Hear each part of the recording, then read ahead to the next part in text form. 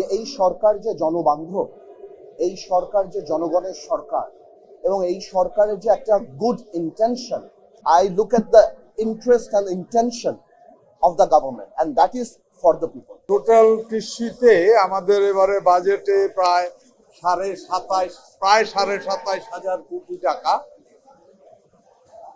কৃষিতে বাজেট হয়েছে। এর ভিতরে শুধুমাত্র উন্নয়ন বরাদ্দে যেটা আমি গত বছরের তুলনায় 10.37% বেশি আছে, আর উন্নয়ন বাজেট হয়েছে 6,540.65 কোটি টাকা,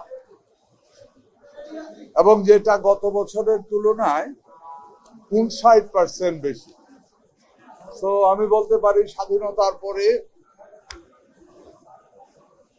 বিগেস্ট কৃষি বান্ধব বাজেট। ধন্যবাদ আপনাকে। ধন্যবাদ। আলহামদুলিল্লাহ, আজকে বাজেটটা তো পুরো সেশন আপনারাও দেখেছেন, আমরাও দেখেছি।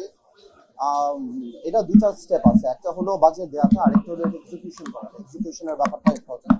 তবে একটা জিনিস সত্য, দেখেন আমি নাম্বার দিয়ে কথা বলবো না, তবে একটা জিনিস সত্য যে এই সরকার যে জনবান্ধব, এই সরকার যে জনগণের সরকার, এবং এই সরকারের যে একটা গুড ইন্টেনশন। আপনি যদি স্বাস্থ্য খাতে দেখেন, কিডনি পেশেন্টের যেটা ছিল সেটা ইচ্ছা করে সরকার রাখতে পারত, কিন্তু সেটা মৌকুফ করে দেয়, যার কারণে ডায়ালিসিস এখন আরো অনেক কম হয়ে যাবে।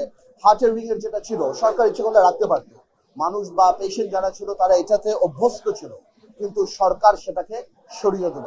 সারের ব্যাপারটা আপনি দেখেন, যাদের কৃষকের যে বেনিফিট, অন্টারপ্রেনার্সদের দেখেন, যাদের যে ছিল না, নতুন যারা উদ্যোক্তা, তারপর অনলাইন যারা কন্টেন্ট ক্রিয়েটার, এরকম আরো বিভিন্ন জায়গাতে যেগুলি সরকার বা জনগণ যেগুলিতে অভ্যস্ত ছিল, ইভেন সেখান থেকেও সরকার সরে আসছে। তার মানে এর আগে তো আমরা দেখেছিলাম যে সরকারের একটা মাইন্ডসেট সাধারণ জনগণকে কিভাবে চাপের মধ্যে রাখবে, ব্যবসায়ীদের কাছ থেকে কিভাবে টাকাটা বের করবে, সেই ব্যাপারটাই ছিল। বাট আমার কাছে যে বাজেটটা আমি যেটা দেখলাম, বা আমার কাছে যেটা মনে হলো, that I look at the interest and intention of the government and that is for the people. তো আমার কাছে মনে হচ্ছে এটা জনগণের বাজেট, এটা জনমানুষের বাজেট, এটা গণমানুষের বাজেট, এবং এটা সকল বাংলাদেশের বাজেট। না, আমি কি আপনাকে আগেই বলেছি যে এক্সিকিউশনের ব্যাপারটা আলাদা। You will have to give it time to find out যে সরকার কিভাবে এক্সিকিউট করে। বাট এখন আপনার দেখতে হবে আমাদের গুড ইন্টেনশনটা। সরকারের এটা এমন না যে কালকে নির্বাচন, আমরা জনগণের পপুলারিটি পাওয়ার জন্য আমরা একটা বাজেট দিলাম, যে কালকে নির্বাচন ইজ আ পলিটিক্যাল বাজেট। জিনিসটা কিন্তু সেরকম না। জিনিসটা হলো যে আমরা প্রথম থেকেই, এবং এর মধ্যে একটা ওয়েলফেয়ার এলিমেন্ট আপনি পাবেন, যে আমরা জনগণের জন্য, দেখুন যে মশলার দাম কমিয়ে দেওয়া বা যে জিনিসগুলি, এগুলি নারী যারা আছেন বা যারা যারা আমাদের মা বোনেরা আছেন তাদের জন্য কত বড় একটা ব্যাপার। প্লাস আপনার প্রত্যেকটা ডিটেলস যদি আপনি দেখেন, আমি মনে করি স্পেশালি স্বাস্থ্য আর শিক্ষাখাত is, I think it's brilliant. এখন বাকি আল্লাহর ইচ্ছা, ইনশাআল্লাহ আল্লাহ যেন অ্যাকসেপ্ট করে।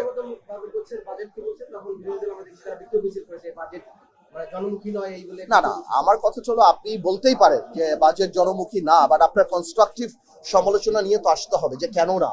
আপনি যেখানে মানে বাজেটের একটা বড় অংশ স্বাস্থ্য খাতে, যেখানে কিডনি পেশেন্টের ডায়ালিসিসকে আপনি অ্যাফোর্ডেবল করছেন, আপনি যখন ক্যান্সারের মেডিসিনকে অ্যাফোর্ডেবল করছেন, আপনি যখন অন্যান্য সারের দাম আপনি কমিয়ে নিয়েছেন, তারপর আপনি যদি বলেন, আপনার তো কনস্ট্রাকটিভ সমালোচনা করতে হবে। ঠিক আছে, থ্যাংক ইউ। সব জায়গাতে ইনশাআল্লাহ।